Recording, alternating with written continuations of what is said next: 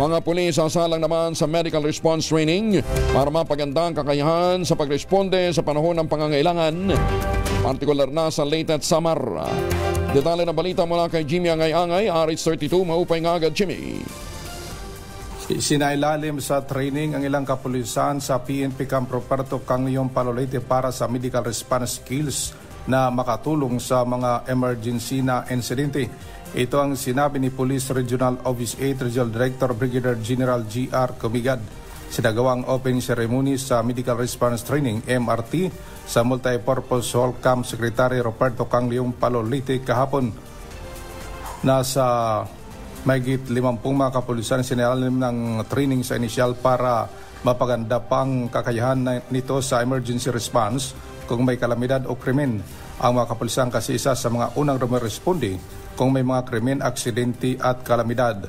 Kung may alam ang kapulisan, makakatulong ito sa pagsalba ng buhay ng biktima. Mula dito sa DYVL Action Radio Tacloban, ito si RH32 Jimmy Angay-Angay para sa DZRH, una sa Pilipinas, una sa Pilipinas. Dagang salamat, Jimmy Angay-Angay.